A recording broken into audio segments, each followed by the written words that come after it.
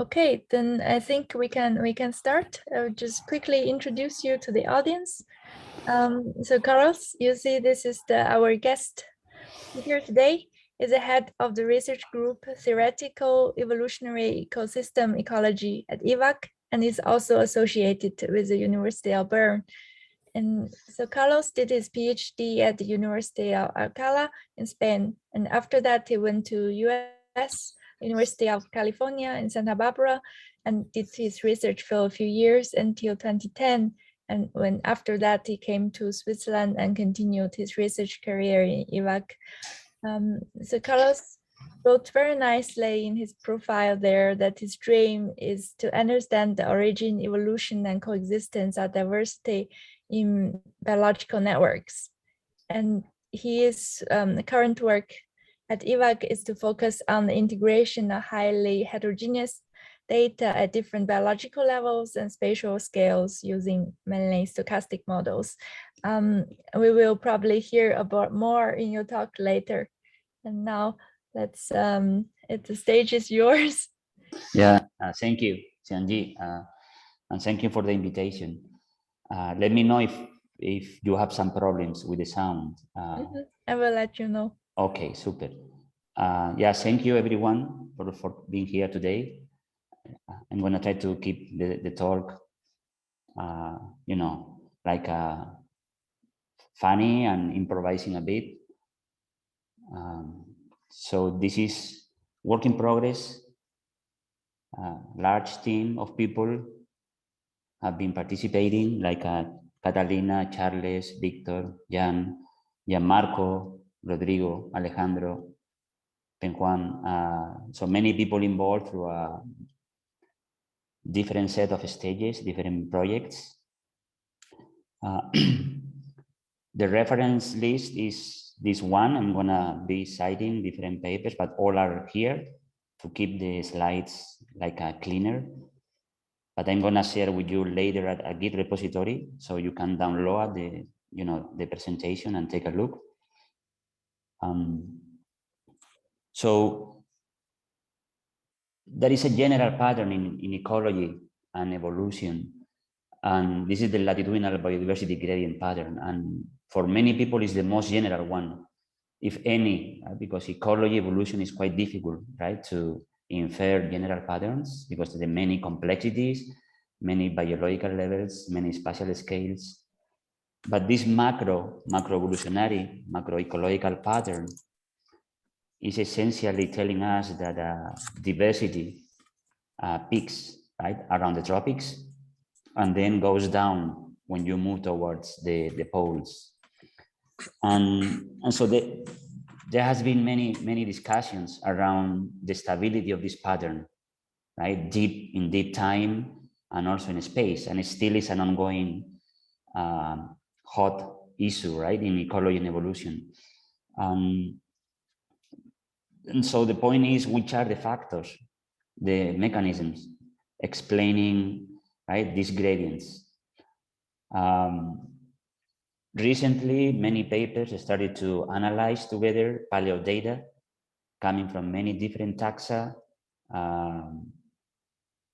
dinosaurs, fish, many others, to show that for some taxa, the pattern wasn't there if we go backwards, deep time. So this suggests that landscape dynamics or seascape dynamics have profoundly altered the gradient. And so the way the continents organize, interact themselves through time and space seems to be important to reproduce this general pattern, this general latitudinal biodiversity pattern. And so there are many papers trying to model macroevolutionary dynamics. So for example, in this slide, you see on the top, 40 million years ago, on your left side is fish, the right is coral reef. You see green is more species diversity, and towards red, orange is less species. In the top 40 million years ago, what you see is the hotspot was in North Africa in the Mediterranean Sea. And then using a modeling framework, essentially modeling spatial dynamics of migration, accounting for plate tectonics.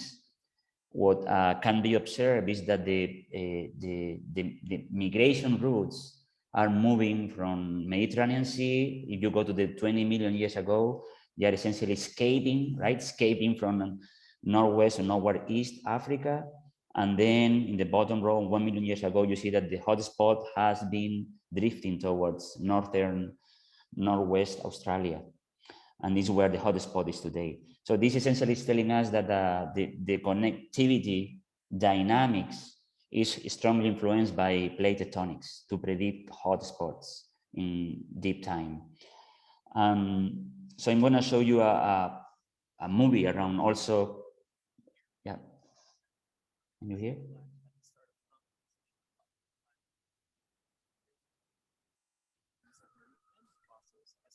We can't hear.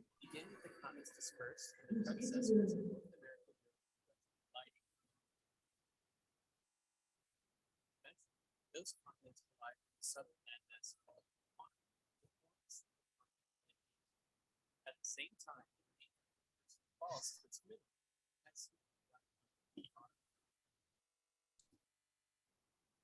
Afterwards, most dramatic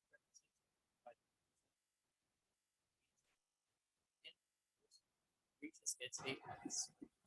I'm Andrew Zaffos at UW-Madison Geoscience. Okay, so this was a bit the macro part, right, of the landscape dynamics. Is more or less the status of the situations, how plate tectonics in deep time can drive, right, biodiversity patterns using mostly fossil and paleo data, terrestrial marine systems. But we also have biodiversity patterns at the micro scale, so where spatio-temporal scales are contemporary time. And so one of the most general patterns here, I'm going to show you this slide where essentially Ellen Damson, a couple of years ago in Science, they saw on the top row, you see in the x-axis time since the start of experiments, in the y-axis different plant species richness, and you see there is an initial stage and then increasing grade, then at some point awesome, and then max saturation. This is what the theory, metagreen theory in static landscapes, static, we are going to discuss later, right? The meaning of static tell us, and then predicts a decay, right? When you increase samplings and essentially you have a peak in the middle somehow. However, the experiments Ellen and others did show, I mean, 20 years ago started the experiment, that the increase in species has been continuous and never saturated till today. So this is essentially driven by new corridors and connectivity. And so the summary here is that we have macro evolutionary patterns predicting biodiversity patterns driven by plate tectonics and deep time and different spatio-temporal scales. And then the micro, essentially the idea of how diversity accumulates in short period of times with no saturation, at least in the experimental data. Here you are going to see another animation, is the Arctic data, the sea ice cover. And what you see, you know, through month variations, through many years, you see that the fluctuations, seasonal fluctuations, are pretty large. And beyond the patterns of how ice cover is decreasing or increasing because global, you know, change or any other potential factors, the main point is that the landscape is quite dynamic. You see the same for the Antarctic. Is the similar data, and you see these strong fluctuations with seasons in ice cover, and we might expect the same for biodiversity patterns, but we don't have a theory, we don't have a framework connecting the macro evolutionary with the micro. Even within the micro, we don't have an ecological theory that tell us how diversity changes when habitat and connectivity changes in space and time. So I think we have a big gap today, and we are trying to summarize here the many potential factors that can really drive the landscape dynamics. In the x-axis, you have spatial scale, right? In the y-axis, you have temporal scale, and right from 1 meter, less than 1 meter to 1,000 kilometers space, from seconds to 100 millennia. And you see in red is a non-periodic causes altering ecosystems. For example, microturbulence, turbulence, thermals, tornadoes, or thunderstorms. In the blue ellipses and circles, what you see is the different periodic factors that can influence many biological processes like tides, circadian cycles, planetary waves, till Milankovitch effects on the top. So we don't have a good understanding of how all these factors can produce changes in biodiversity at different spatio-temporal scales. We are not, I mean, we are quite far from having a theory accounting for all these periodic and non-periodic factors. The idea of multiscapes connects to this plot. Essentially, in the future, we can envision a theory where we put many periodic functions, each with a different frequency and amplitude, to understand biodiversity dynamics. Because the different potential factors, they have different specific amplitudes and frequencies, but we are not there yet. So here, what we are trying to do is just a quick summary, right? At time t on the left, you see 3 sites connected, right? And then at t time +1, you can have the same state, or you can have patch dynamics, meaning you lose some sites, go to extinction, a small pond, or a site change of state from aerobic to anaerobic condition, or other potential factors, changing the quality of a site. And then you also have connectivity dynamics, that is essentially changing, right, the number of connections among patches, and then both dynamics in the far right of the plot. So we can summarize, right, the patch and connectivity dynamics in this plot, and we can go step by step, increasing the complexity, but we don't have a metacommunity theory where sites and connectivity changes in space and times. In here, what we are going to try to focus is in connectivity dynamics as a first approach. And essentially, we are going to try to answer or to understand better 3 main questions. The first one is, how do ecological and regional biodiversity change along connectivity gradients? The second is, how does the temporal, so the frequency of landscape connectivity, and the spatial scale, the amplitude of landscape connectivity, affect biodiversity dynamics? And the third one is, how does connectivity dynamics connect to longitudinal and latitudinal biodiversity gradients in phytoplankton communities? So this last question, we are, as I mentioned before, is a work in progress. Still preliminary analysis, and any feedback, criticism would be really welcome. So the theory, just quick update, we're going to try to predict alpha, so the diversity or local diversity normally is quantified as the average number of species in a site. And gamma is essentially global diversity, is the total number of species in all the sites in the sample landscape. In most cases, alpha is smaller or equal than gamma, so it's a question of spatial scaling. And to achieve some pattern in the alpha-gamma ratio or alpha-gamma patterns, we can start by modeling landscapes. The way we have been doing this is assuming a random geometric graph. You can see here A, B, C, 3 panels. On C, each red dot is a site, and connections among sites are represented in black links. In C, you see low connectivity. In B, you see medium, low to medium. And in A, you see high connectivity. Essentially, it's a random geometric graph. You place sites randomly in a square, in the 2D in this case. And then you connect two sites, right, if they satisfy a threshold. So if they are closer, right, by a given distance than a specific threshold, then you connect two sites. And you go through all the pairs. And depending on the connectivity threshold, you are going to have landscapes, a gradient of landscapes from low to high connectivity. And here, essentially, random geometric graphs and percolation have a percolation thresholds, essentially a value of connectivity that is going to tell us if a giant component is going to be formed.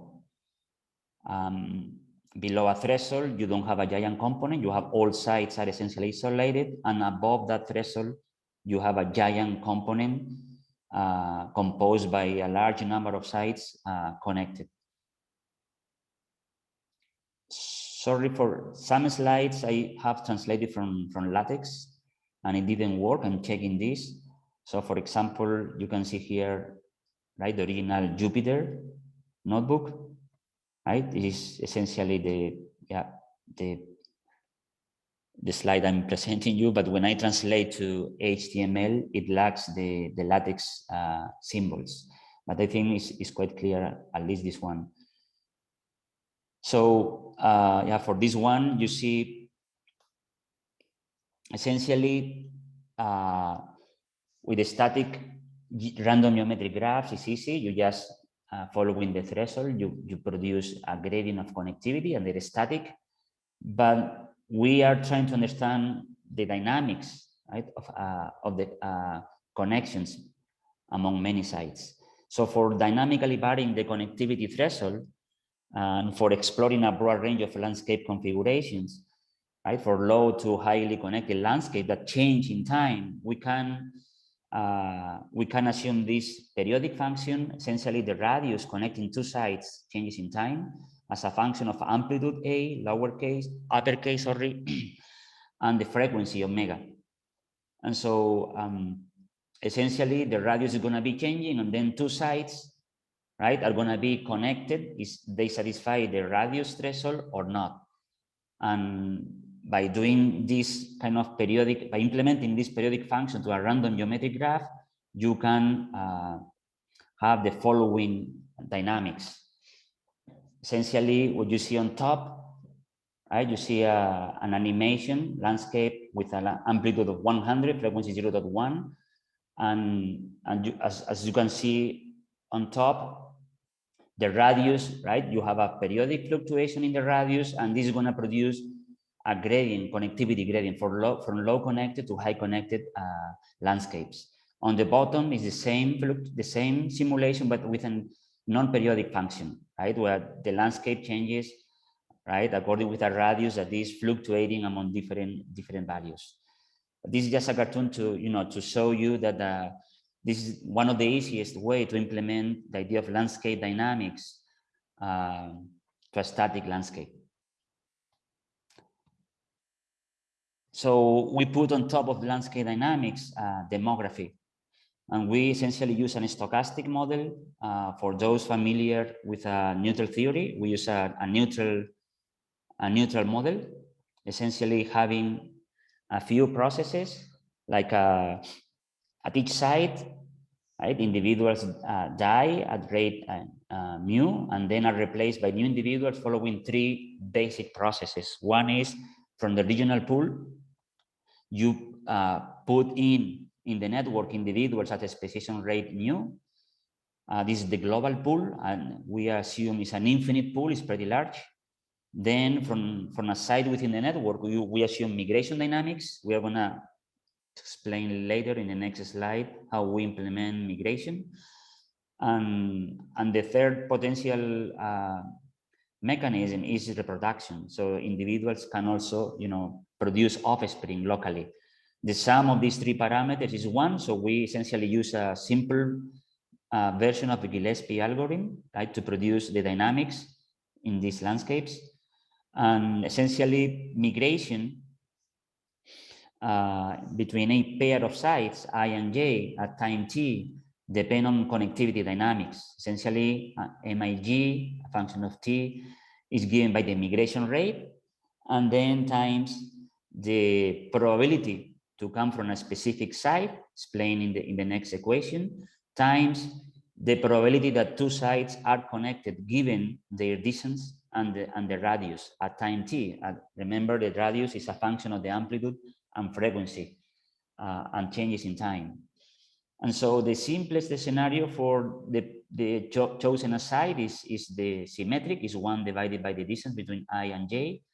But we use an asymmetric dispersal kernel, essentially saying that a site that is in the center of the network, right, is closer to many other sites, is going to be producing more migrants than a site that is in the periphery.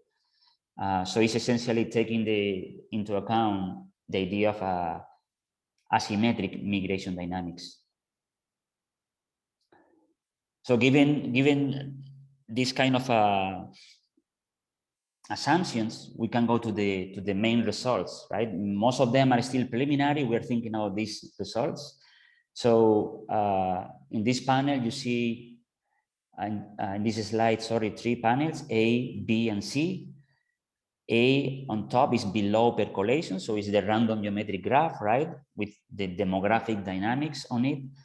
And when the connectivity is low, what you see is that in the center of the network, you see most species accumulating, and then towards the periphery, you decrease the number of species from red, more number of species, to blue, less number of species. In B, you see the same pattern. So the below and above percolation thresholds produce similar patterns, meaning more species in the center and a decay towards the periphery.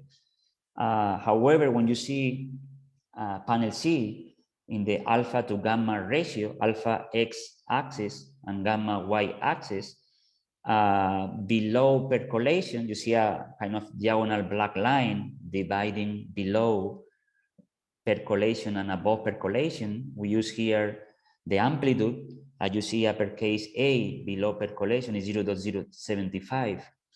And the amplitude above percolation is 0.2 for 4 different frequency values. We normalize frequency by the number of generations per time. So when it's 1, it's a static landscape, is squares. Then when it's 100, is circles, and then stars and triangles. So when we increase the frequency of changes in the landscape. So for below percolation, what you essentially see is that when you have a static landscape, alpha is pretty low, but gamma is really large.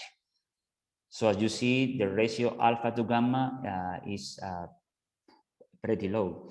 And when you move along a gradient of frequency, you see that you are increasing alpha, but not much.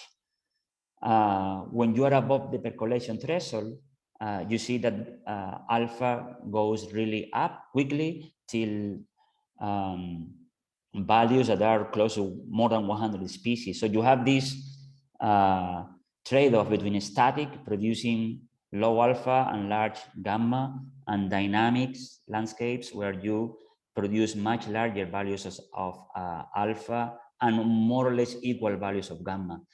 This is essentially, if you think broadly here, is that when you have isolated, like low connected landscapes, local diversity is going to be low, mostly because you don't have recruitment. Many species disappear, go to extinction. And when you open connectivity, alpha goes up, increases, but gamma, the global diversity, goes down because you are essentially homogenizing the landscape. So you have a few dominant species, they are dominating the landscape. So connectivity is important to fine-tune species at the local level.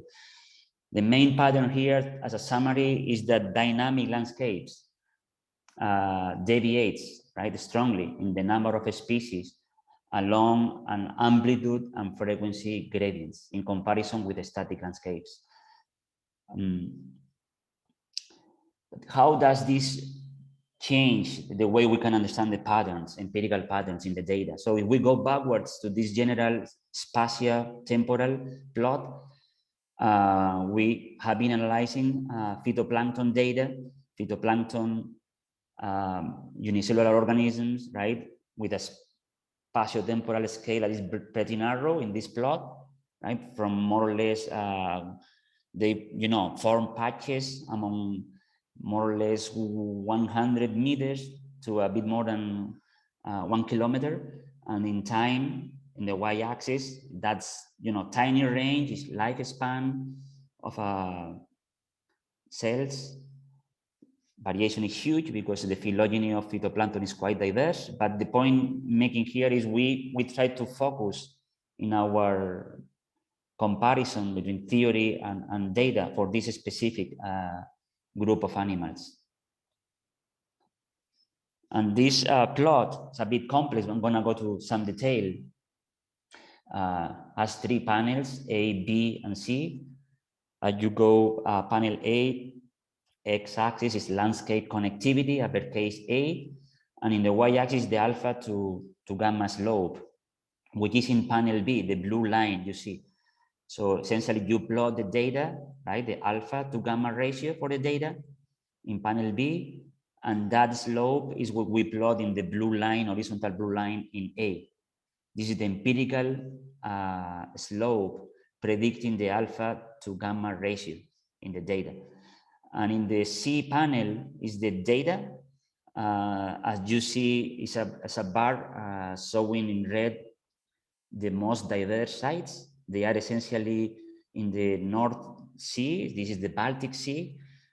And towards the east, you see more and more blue dots, meaning much less diversity, less number of phytoplankton species. And then when you move in to the Baltic Sea, you don't see any gradient there. So most sites contain a low number of species. So you see a clear gradient there.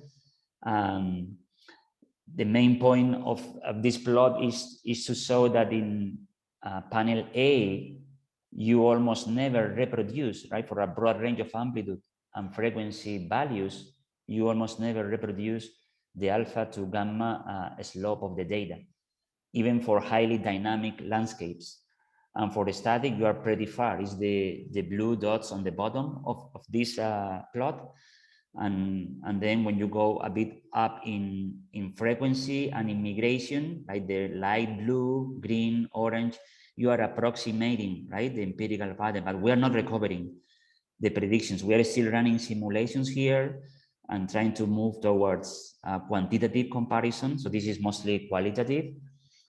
But the general idea is that the seascape, right, the amplitude and frequency predicting the meta-community composition in phytoplankton is highly dynamic.